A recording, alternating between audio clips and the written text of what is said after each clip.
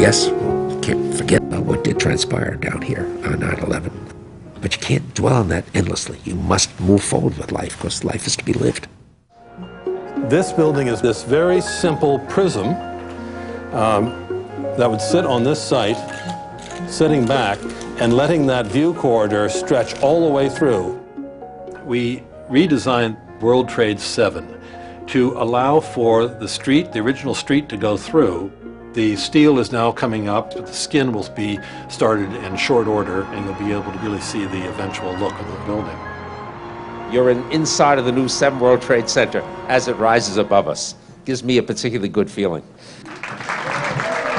Silverstein completed 7 in 2005. His broker had been trying to secure tenants for the building since 2003. Silverstein Property had been trying for 2 years and find tenants for 7 World Trade Center, the first building that will be complete, and it was difficult. We've been hired on behalf of Silverstein Properties to bring tenants to 7 World Trade Center and eventually the Freedom Tower when it's built. We started with just a very high-level campaign, 2 leaders with vision, your office is ready. And instead of showing the building, which is traditionally what people do in real estate advertising, we showed the view, because we really think the view and the vision forward is more important than the nuts and bolts.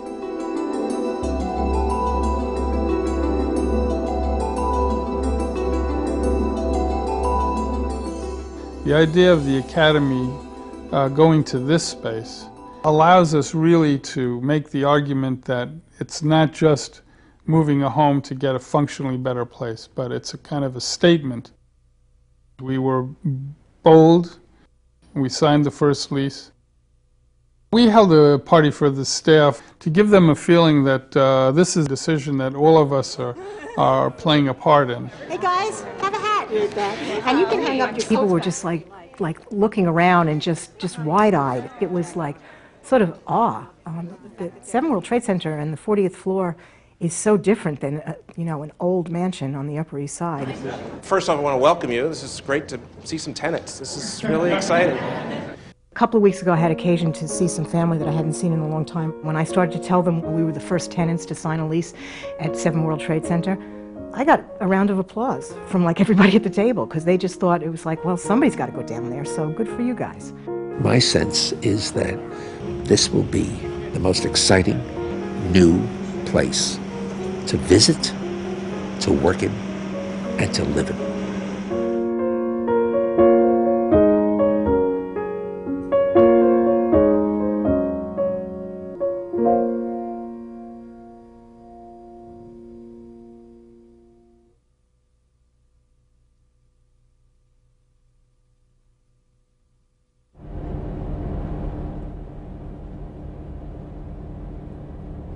I think you know that we are approaching the 5th anniversary of 9/11, probably one of the most tragic events in American history.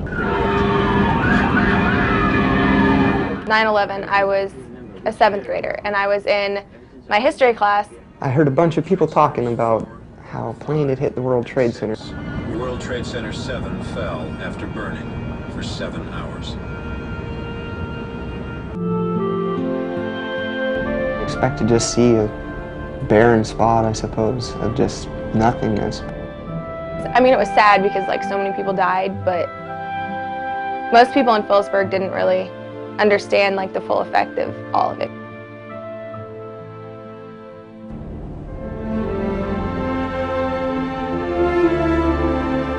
I think it's kind of hard to be sad in a way, because you really don't see the trauma that had happened there earlier. It's all been wiped clean of everything.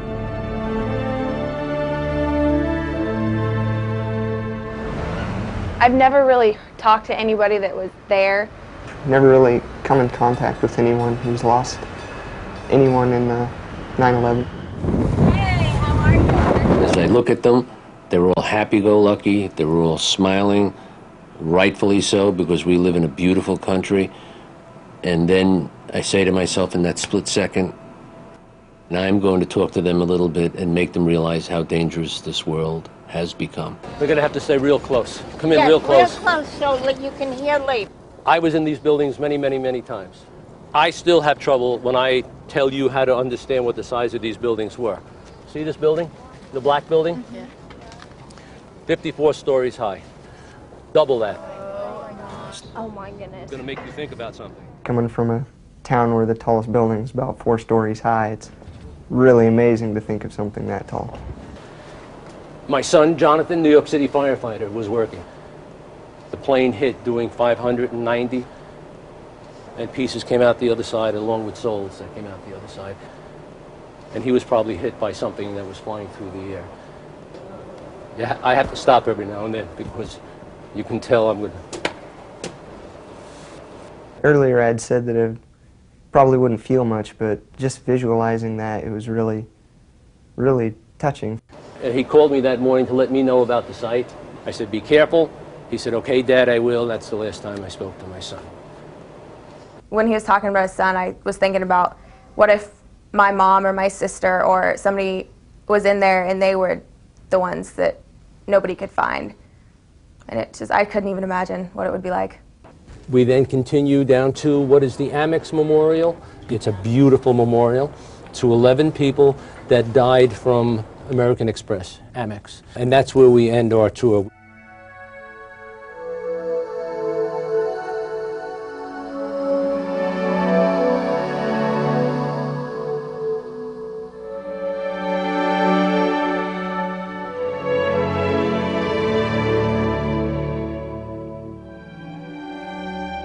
They may forget my name, maybe my son's name, but they won't forget the guy that spoke to them about that horrible day.